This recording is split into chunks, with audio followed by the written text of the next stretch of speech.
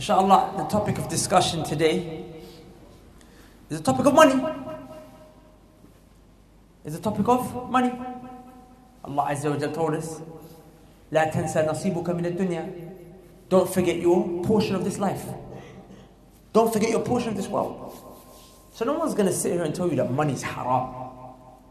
Money is not haram. Rather, it's what a person does with money that could be haram, and what a person does with money that could be good. It depends on the person's heart. In fact, money is just a way to amplify what's really taking place inside of yourself.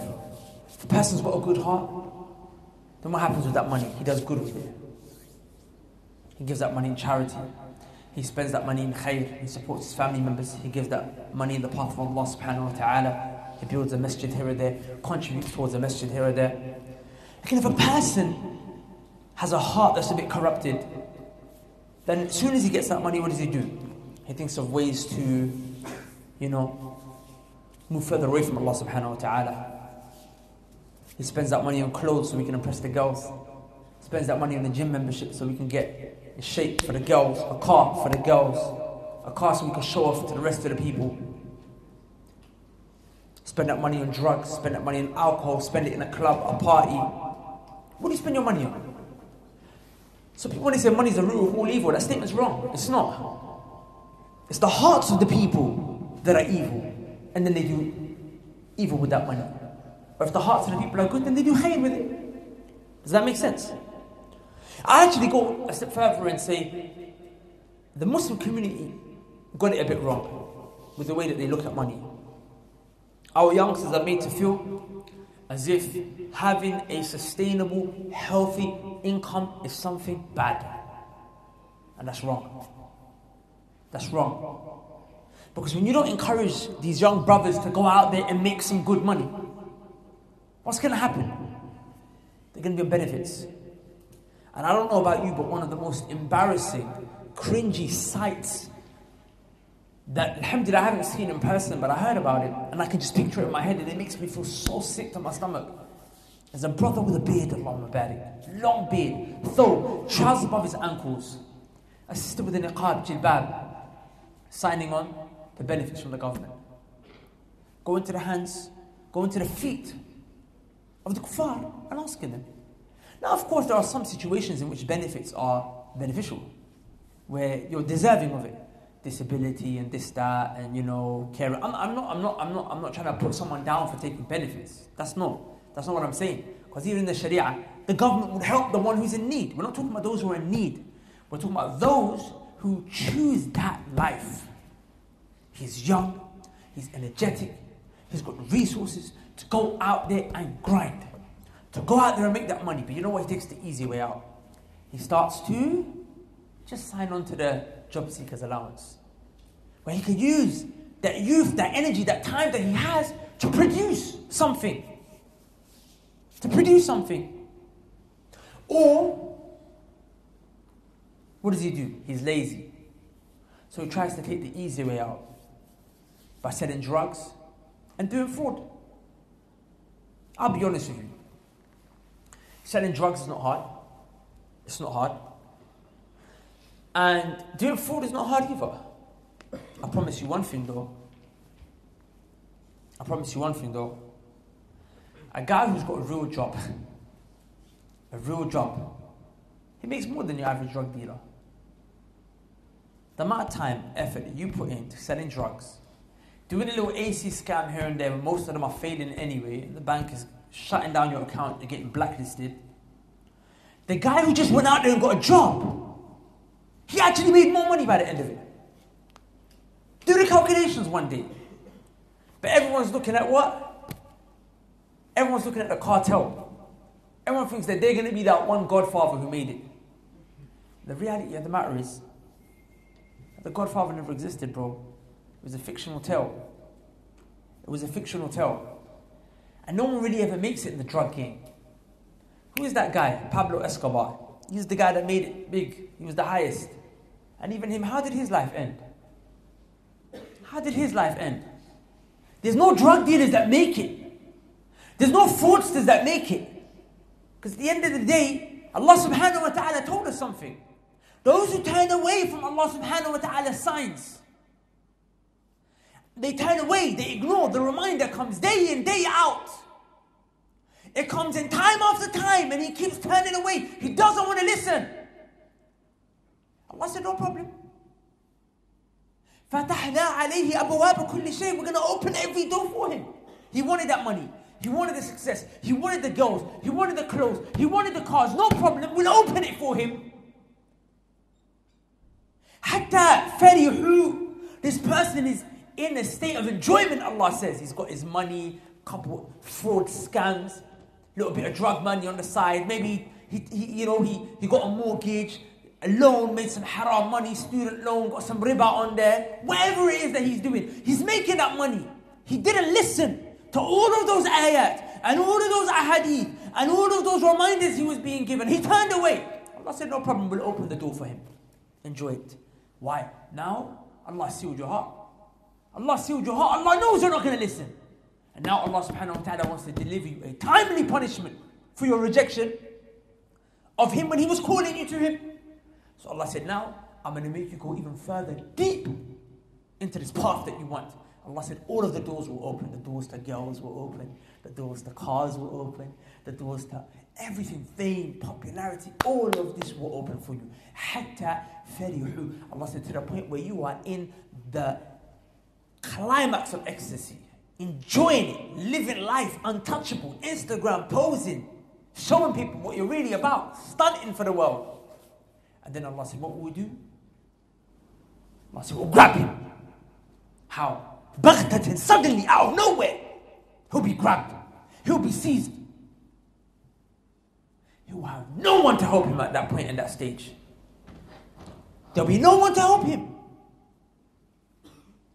I said, that's the life and how it ends for each and every single criminal who tried to make haram means, or whatever other disobedience it is he tried to indulge in. That's how it all ends. Anyone who disobeyed Allah never died happy. Bring me one person who disobeyed Allah and he died happy. Bring me one man on his deathbed saying, I am eager to make this transition into the next life. It doesn't exist. It will come back to you in this life or the next. So the point that I'm making is, it doesn't make sense to indulge in making this haram money. It doesn't make any sense, my brothers and sisters. Sisters too, don't get it twisted. Make your money off what? Of their bodies. Instagram. Become a little social media influencer. Get a couple 100,000 followers. Put up pictures of her in makeup, tight clothes, and what does she do? Sponsorships. A little company will say, hey, wear my clothes, pay her a little £250 a post. Sister, what are you? What are you selling yourself? You're selling your body.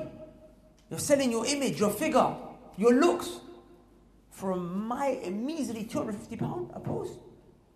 This money, what's it going to do for you? It's not going to do a lot.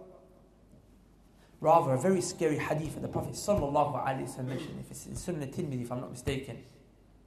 The Prophet sallallahu alaihi wasallam said, the jasad, the body, the lahm, the flesh, nabatat, that grew and came out from what? From haram. The body that was nourished in haram. The person that was brought up in haram. And nar, the fire, awla bihi. It has a right over it. The hellfire, if your body, it ate haram. You gave your children haram. You grew up in haram. Everything around you is made from haram. And listen, I'm not here just talking to the drug dealers and the fraudsters. I'm even talking to the cheaters. Sometimes you make a little, you cheat in a little transaction. You sell a little iPhone. But you forget to tell the person the problems that are in it. And you sell it as if it was what? As if it was a better condition.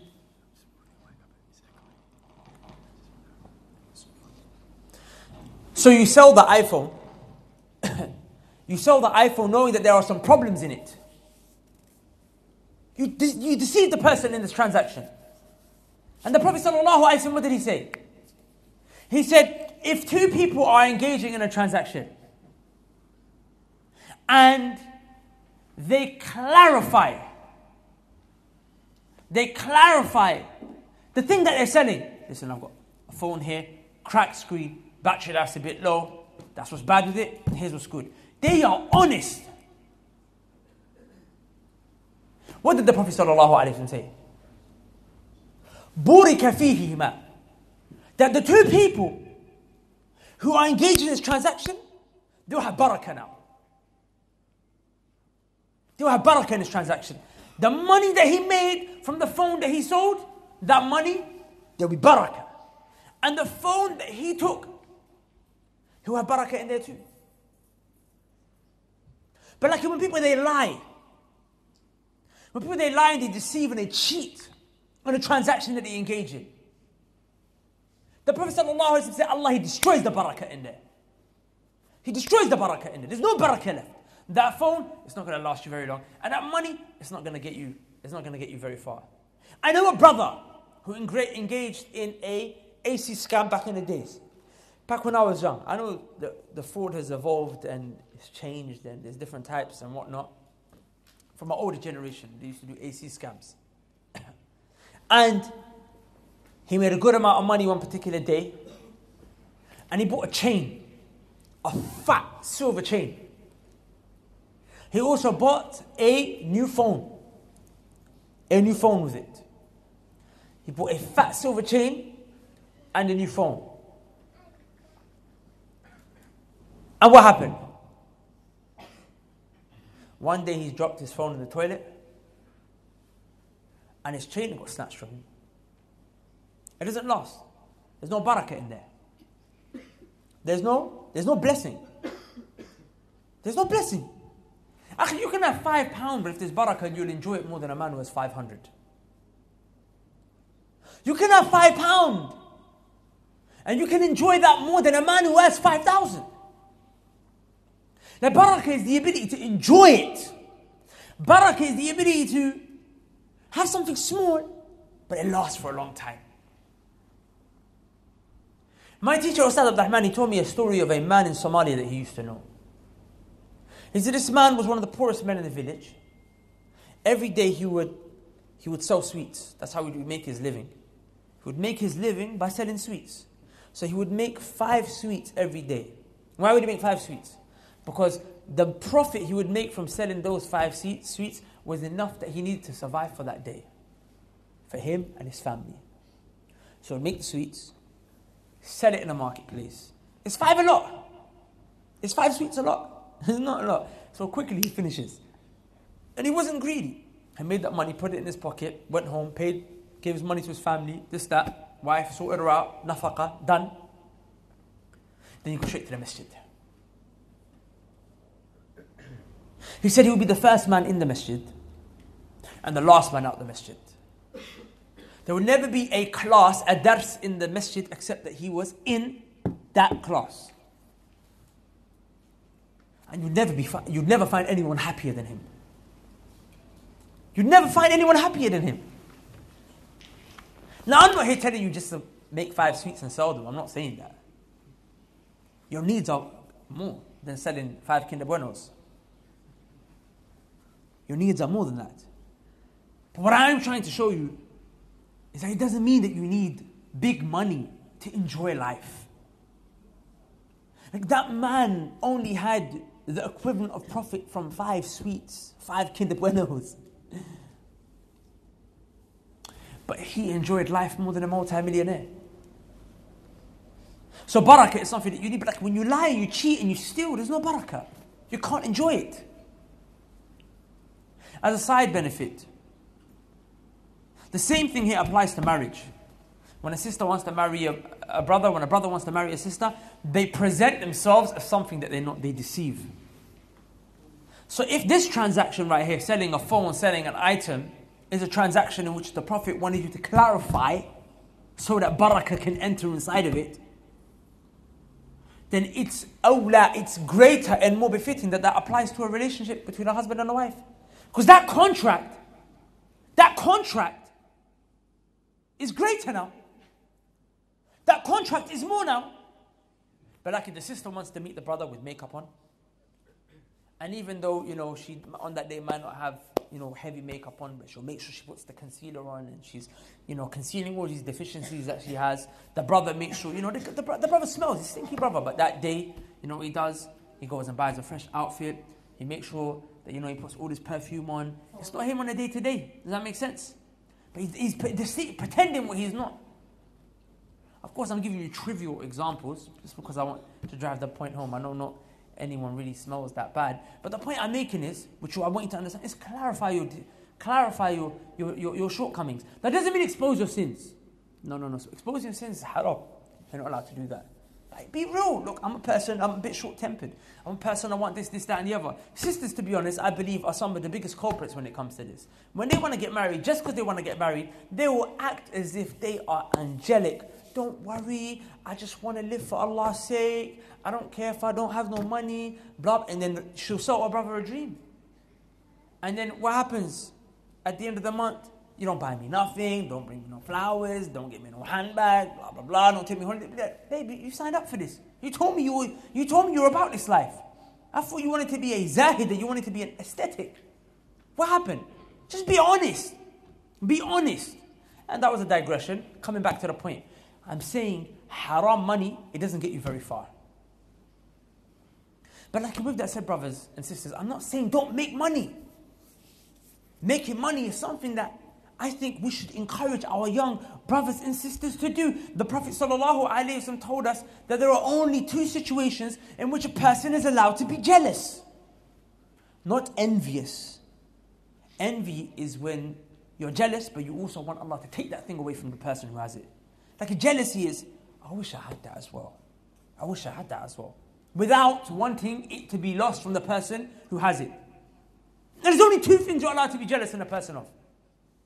Number one, it's a man to whom Allah Azza wa Jal, He gave knowledge of this religion. He has Quran, he has knowledge of this deen. And he teaches the people. And that's the greatest blessing. The Prophet ﷺ said, خَيْرُكُمْ مَنْ تَعَلَّمَ الْقُرْآنِ وَعَلَّمَهُ. The best of you are the ones who, you study the Quran and you teach it. They teach the Quran and they study it.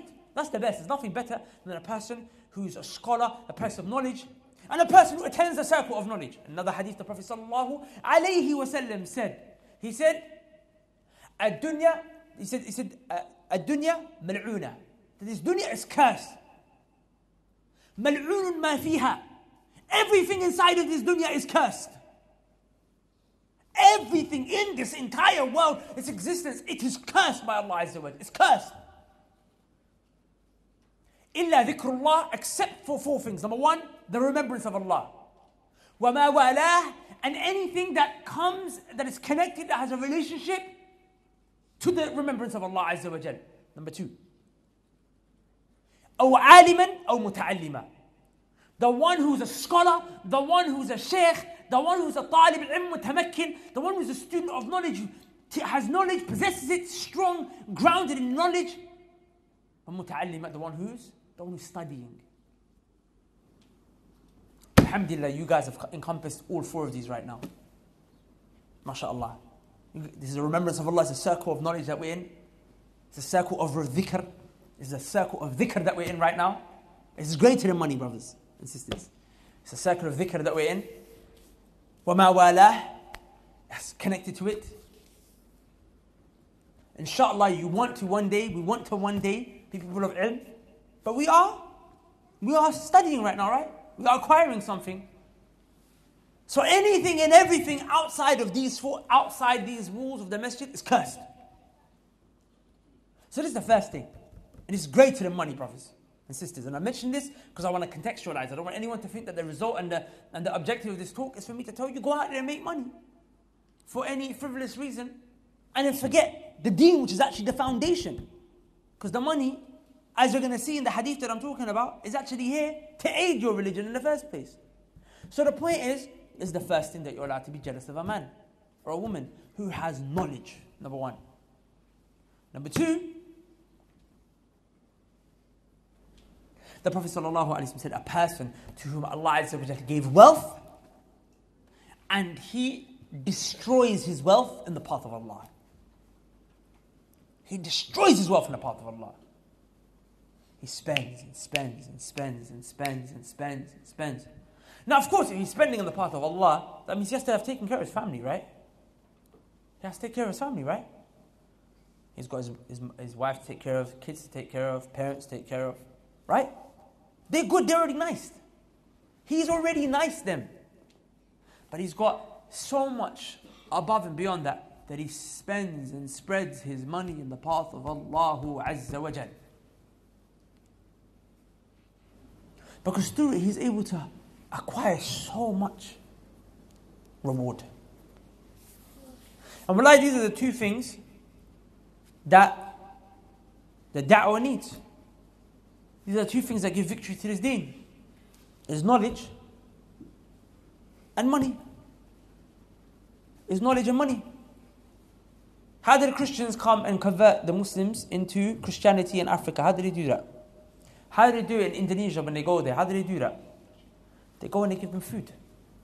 They go to the Muslims, miskin ones who don't know nothing. They say, here's some food. The guy's starving. He's starving. His kid's about to die. He says, you want the food? Jesus gave you the food. The guy's going to walk away saying, no Muslim gave me that. A Christian came and said, it was from Jesus. So you'll know, before you know it, he gets indoctrinated.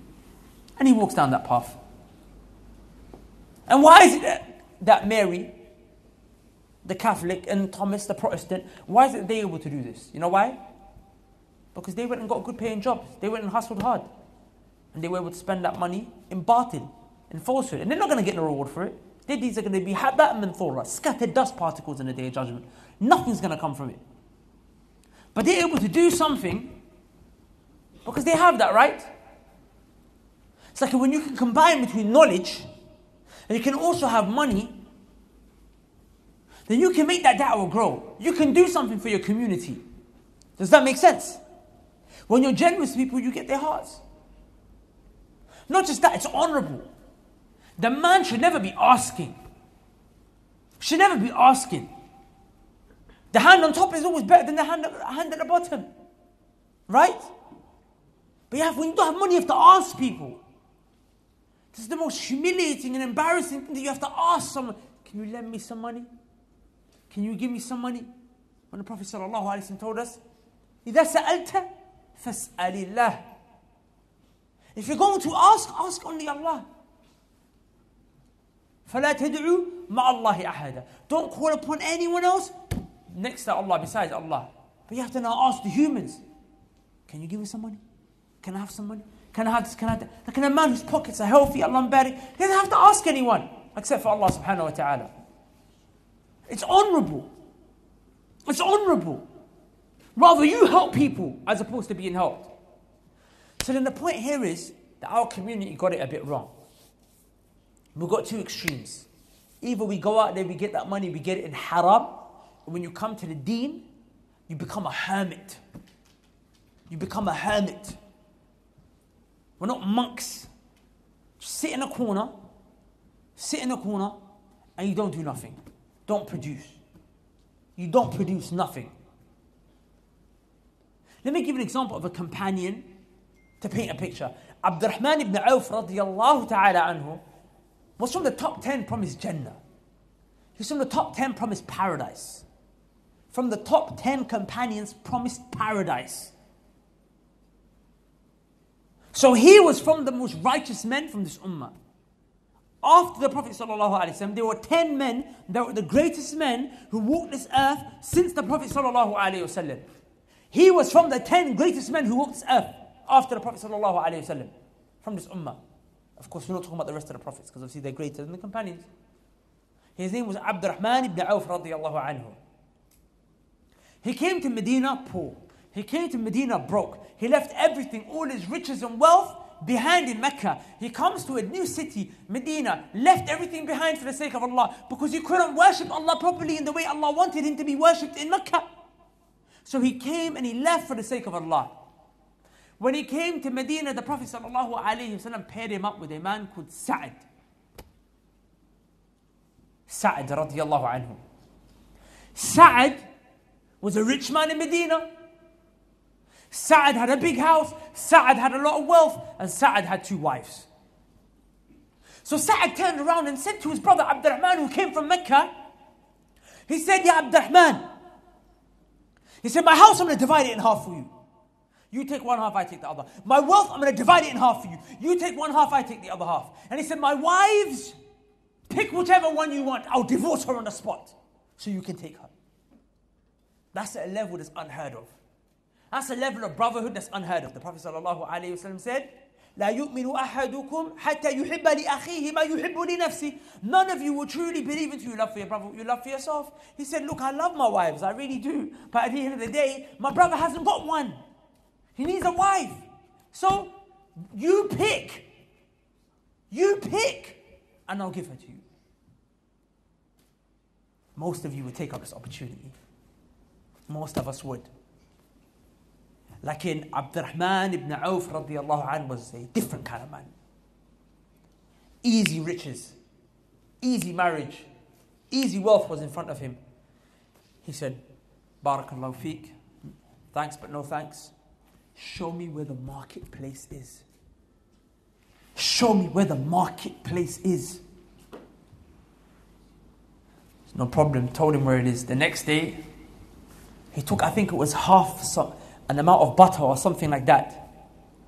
He sold it, flipped it, started flipping, until a couple of days later, the Prophet ﷺ saw Abdurrahman coming out of the masjid in a beautiful outfit, and he had zafran, he had saffron, which was over his garment, which is what the Arabs would put when they would get married.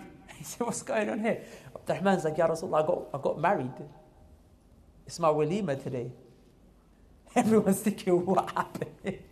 You went from being broke to setting up a business, flipping the money, to now having enough money to being able to get married days later.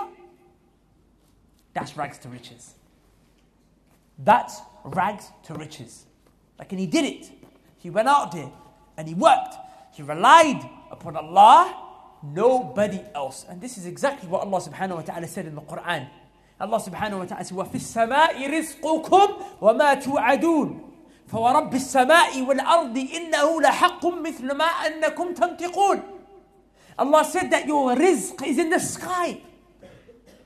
Because the water that comes, you know, all of rizq that we have on the earth ultimately comes from the sky, you know that, right? Because forget whatever it is that you sell. Forget whatever it is that you sell when you buy and you trade, whether you're in IT and you make money from selling apps and whatnot. There are foundational commodities that are in the earth that if they didn't exist, all of the economy would collapse. And that is what? The vegetation. The animals. That's where it all starts from. But like these vegetables can't grow if the rain doesn't come down. And these animals can't live if they don't eat the vegetables. That's why agriculture was the beginning of commerce. You might not understand it right now because you live in a concrete jungle where everything's just technology, city, go to the shop, get a little security job, and that's all you know. But the world, in terms of the economy, it starts here.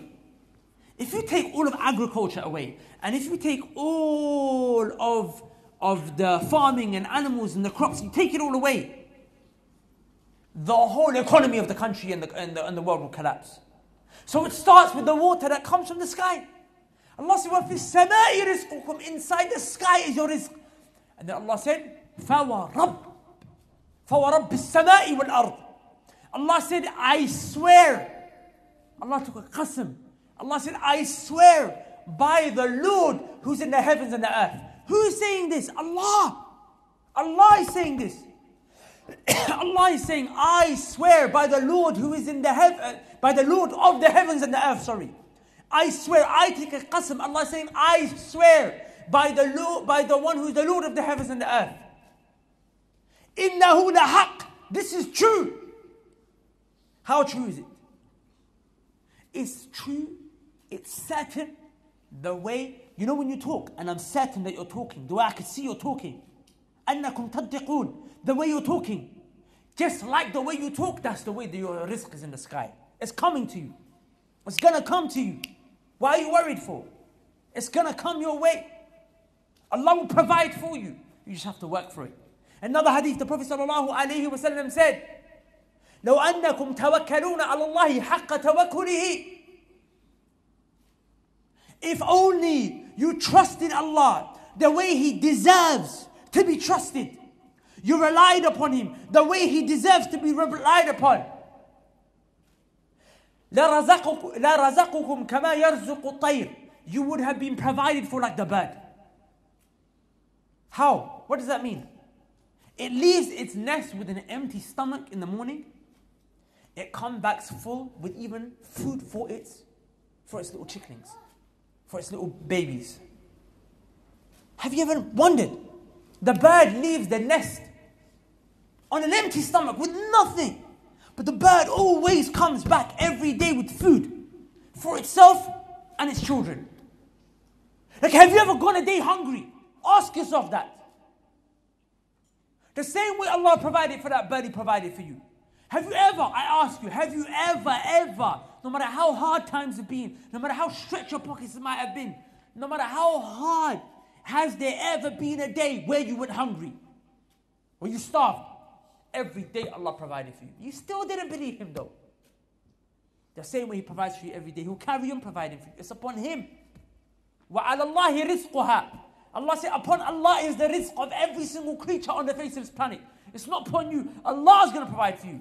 Your name's not Ar-Razzaq. Your name's not Ar-Raziq. Allah's name is Raziq. Allah's name is Ar-Razzaq. He is the provider. He said, I will provide. So why are you going out of your way to try and attain that which is with Allah? It's in Allah's hands. You're trying to take the rizq from Allah's hand in a haram way. It's there. You just need to show Allah you're working for it. Allah will give you. Allah will give you. You need to just show Allah, look at me, I'm working for it. I'm working for it. The famous ayah, وَمَنْ يَتَّقِ اللَّهِ يَجْعَلْ لَهُ مَخْرَجًا وَيَرْزُقُهُ مِنْ حَيْثُ لَا يَحْتَسِبُ وَمَنْ يَتَوَكِّلْ عَلَى اللَّهِ فَهُوَ حَسْبُهُ. Anyone who fears Allah, fearing Him means you have to be scared of His punishment. So you have to be scared of doing haram. All of the haram you stay away from, and all the good that you try to run towards and do it. That's taqwa. It's a shield to protect yourself from Allah's punishment. So you stay away from this to try and walk towards Allah Azza wa Jal. Allah said, anyone who does that, they come with taqwa, fear. نَجْعَلْ لَهُ مَخْرَجًا. Allah will find a way out for you. You're stuck. You're trapped. It looks like there's no dead end. The bills are due. Council tax is due. Debt collectors might be coming. Bailiffs around the corner. They're on your case. And it doesn't just have to be stuck in terms of finances. You could be stuck in any situation in this world, whatever that situation might be. You're stuck, my young brother or sister. You're stuck, my old and respected uncle or auntie. You're stuck. Allah said, وَمَنْ يَتَّقِ اللَّهَ يَجْعَلْ لَهُ مَخْرَجًا. Allah will find a way out for you. Allah will find a fire exit for you that you can walk out of and save yourself. The building is burning. Everywhere is locked. You can't go out. Allah will open a door for you that you can go through. وَيَرْزُقُهُ مِنْ حَيْثُ لَا يَحْتَسِبُ. Where will the door open from? I can see a door there, but it's closed. I can see a door there, it's closed. I can see a door there, it's closed. I can see the window there, it's closed. Where will Allah open the exit for me? مِنْ حَيْثُ لَا يَحْتَسِبُ. A place where you can't imagine. A place where you never expected. Allah will just open something for you. Allah will just open it for you. Like in Akhi, if Allah said so much to you, to the point where Allah took a qasam, He said, فَوَرَبِّ السَّمَاءِ وَالْأَرْضِ. I swear by the Lord of the heavens and the earth. And you still didn't believe Him. Then Imam Hassan al-Basri said, may Allah's curse be upon you. May Allah's curse be upon you. Allah took an oath and you still didn't believe Him. And a person who goes out there and he still insists upon haram transactions and making illegal money, then this person, and it doesn't just have to be illegal, I'm not talking about government sense, I'm talking about illegal in terms of what Allah Azza wa Jal deems or ordains to be illegal, what Allah ordains to be a criminal activity. Anyone who comes with that, then what happens? And that person didn't really believe Allah, because if he did, he would have just waited. Sorry, my mum is just messaging me.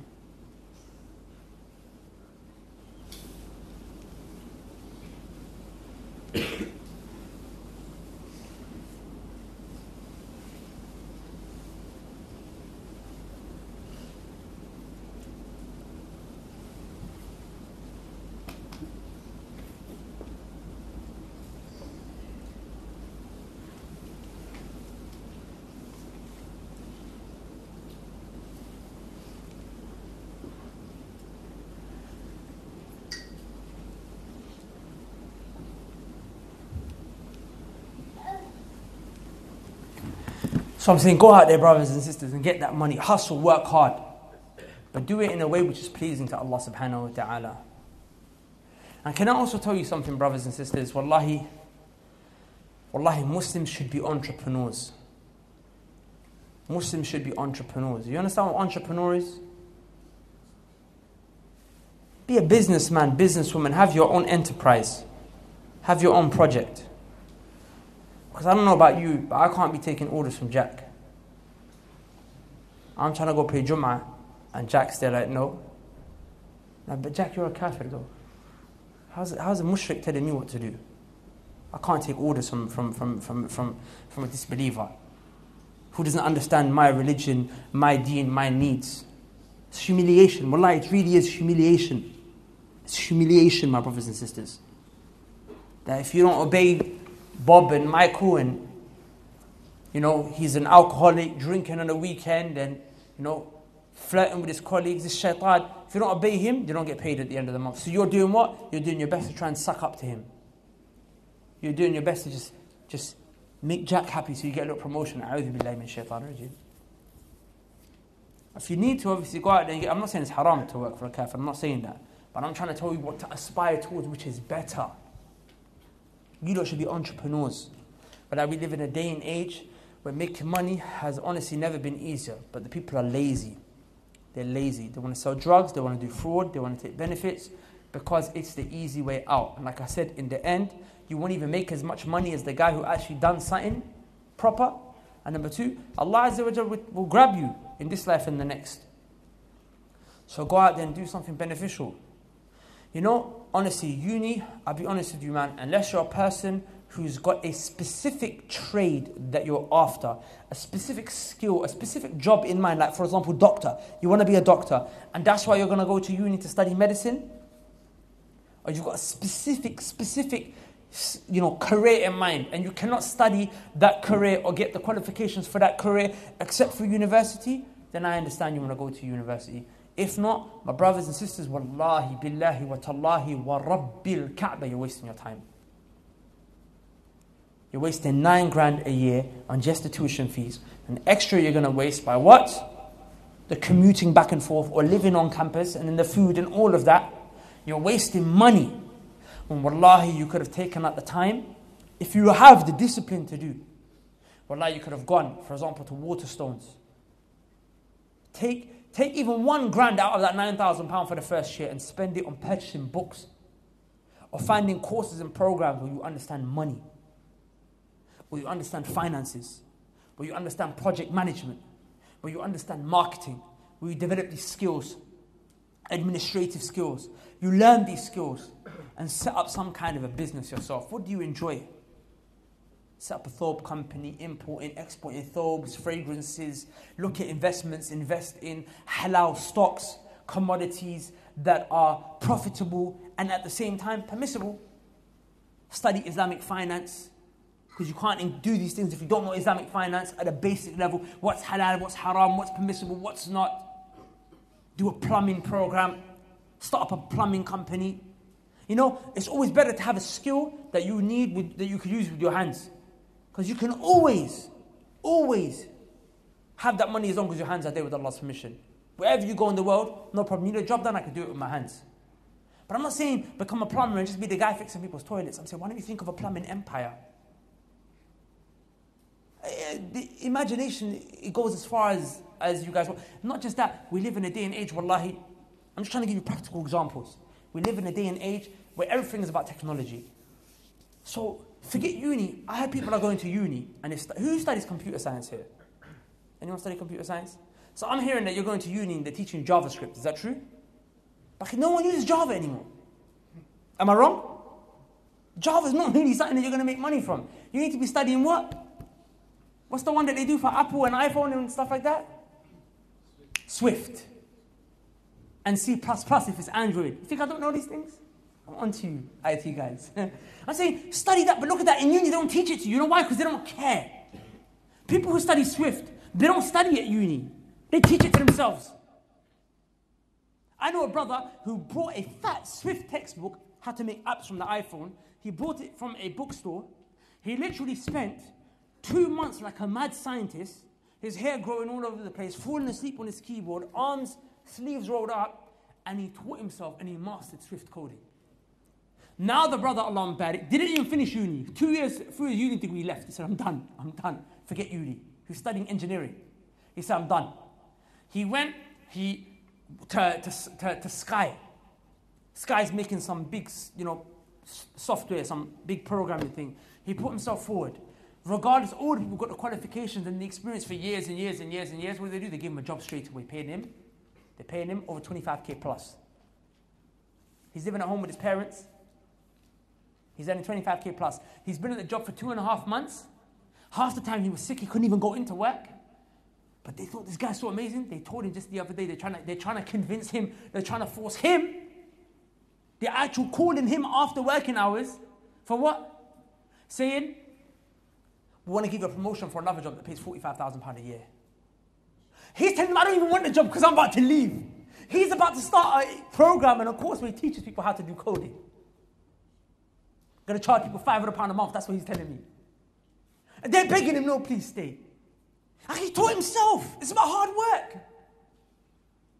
And while he was teaching himself, he secluded himself. He went away from the people. He got himself a little place far away, next to a masjid. He'd teach himself day and night, praying his 5 daily prayers in the masjid. Do his dhikr after Fajr, do his dhikr after Asr, begging Allah Azza wa Jalla at night. He combined between deen and dunya. And Allah subhanahu wa ta'ala has given him both. We live in a day and age you can make so much money from these things. So you have to ask yourself, what are you into? Are you a money man? Maybe you can get involved in some kind of investments. Look at stock trading. Find halal stocks. Don't at the end, by the way, ask me about, is this stock permissible, that stock permissible, because that's not me. You guys have Sheikh, mashallah, who's in the masjid. You can, ask the Sheikh for fatwa on these issues and look for some kind of a class that's being taught on Islamic finance and study that because it's necessary. But these are the kind of areas that you need to maybe look towards. If you're a technological person, maybe you could look into what? Programming, coding, apps, this kind of stuff. If you're a person who likes to sell, maybe you could think of a product, whatever have you. If you're into fashion, whenever you're into fashion, you can make clothing, this, that, do whatever it is that you want. Brothers, think outside the box. Sisters, think outside the box. You see what I'm saying? And specifically for sisters, I really encourage, above and beyond, sisters, they should have their own businesses, something on the side. You know why? Because when they get married, Allah Azza wa Jalla told them, وَقَلَّ فِي بُيُوتِكُنَّ, stay in your houses. There's no need to go out. Unless there's a need, of course, when there's a need, you go out. But generally speaking, a woman should be at home. But the man's always outside hustling, working. She doesn't have any children. She's going to drive herself mad at home. So when she has some kind of a project, some kind of an initiative, even if it's not money making or if it's non-for-profit, no problem, but she's doing something, it will keep her mind organized and occupied. Does that make sense? So this would be my humble advice to you, my beloved brothers and sisters. I'll just end by mentioning one final hadith to you to show you the seriousness of staying away from haram income. The Prophet sallallahu alaihi wasallam, ثم ذكر رجل يطيل السفر أشعث أغبر يمد يديه إلى السماء. A man who was on a very long journey. يطيل السفر, very long journey, safar.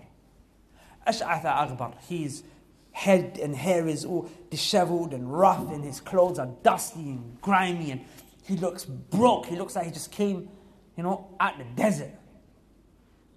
يَمُدُّ يَدَيْهِ إِلَى السَّمَاءِ, he lifts his hands high into the sky.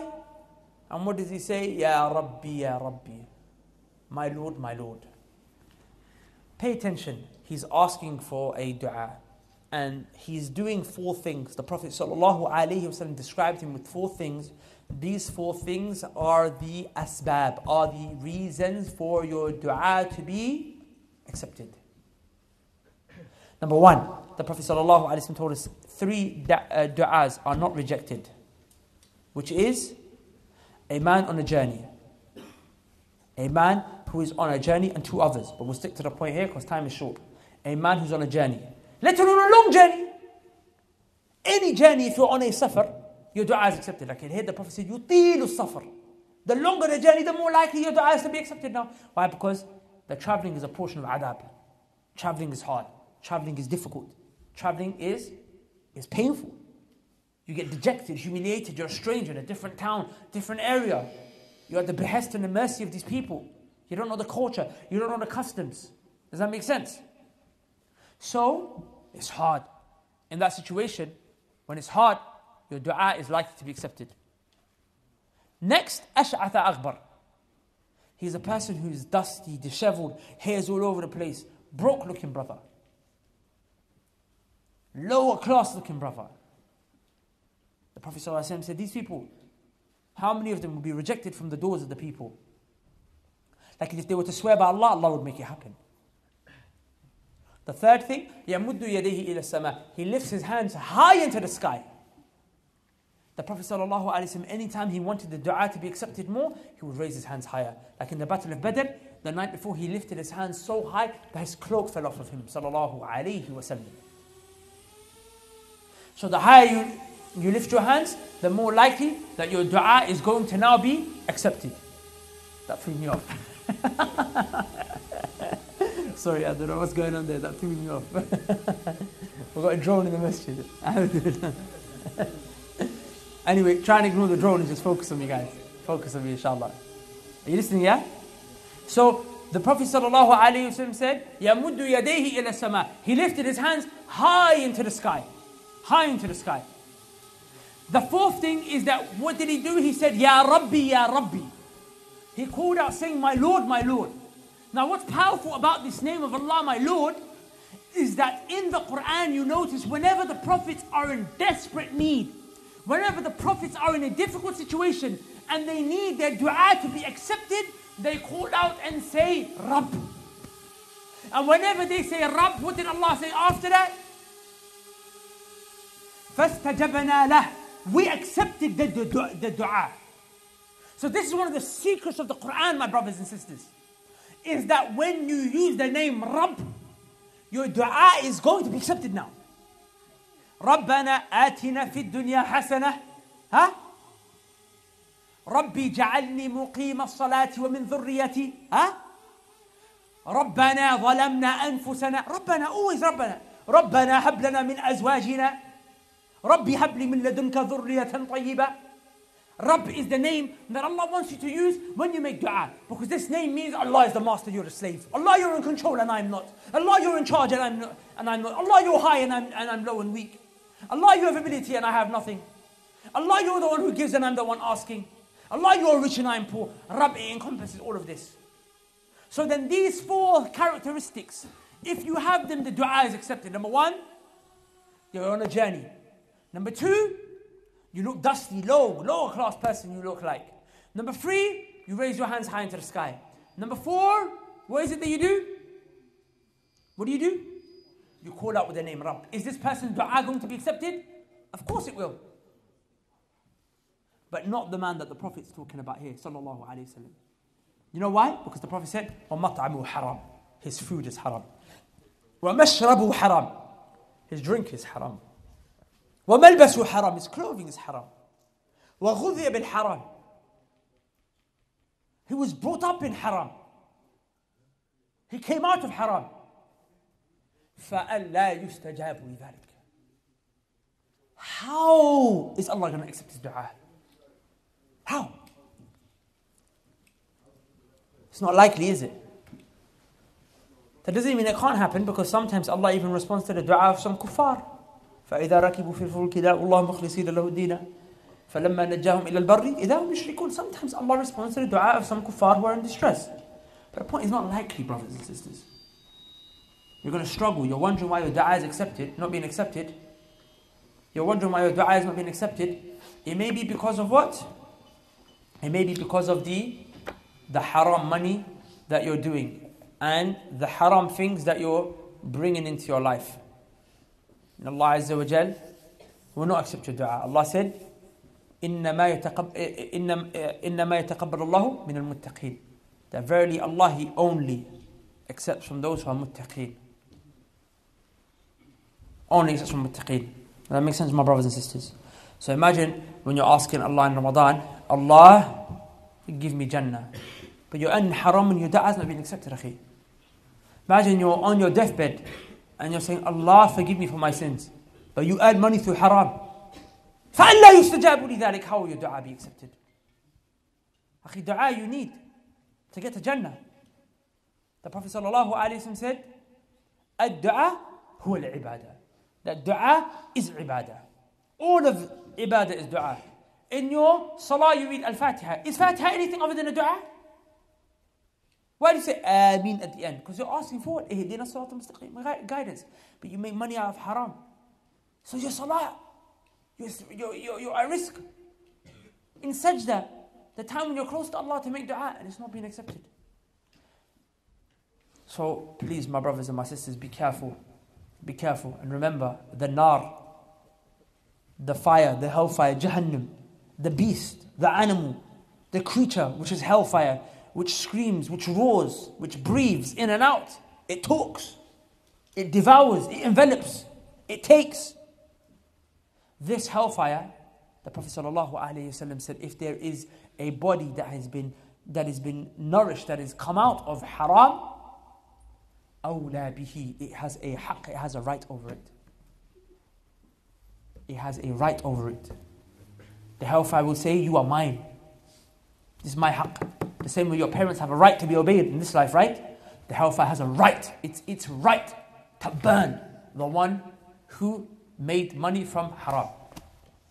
سبحانك اللهم وبحمدك أشهد أن لا إله إلا أنت أستغفرك وأتوب إليك. Assalamu alaikum wa rahmatullah, brothers and sisters. So that video that you just saw right now, that video was from our Matting in the Masjid project. This is a project that alhamdulillah has been running for a while now. Most importantly with the permission of Allah, and then of course with the donations that you guys have generously been giving from your own pockets. We've been doing tours up and down the country. We've been doing classes around London. We've been doing mentoring, events, so on and so forth.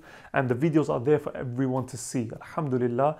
We're very clear with how this money is spent, where people, mashallah, have been swarming the masjid, alhamdulillah.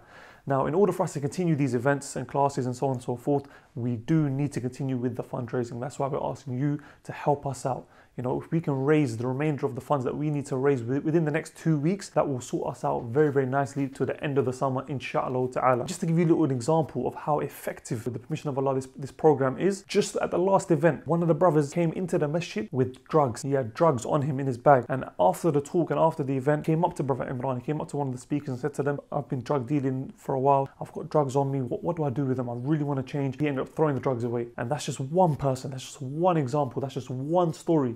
And there's so many more out there. So please, brothers and sisters, donate generously and help us, help the youth, and in turn, help you. Barakallahu feek. Assalamu alaikum wa rahmatullah.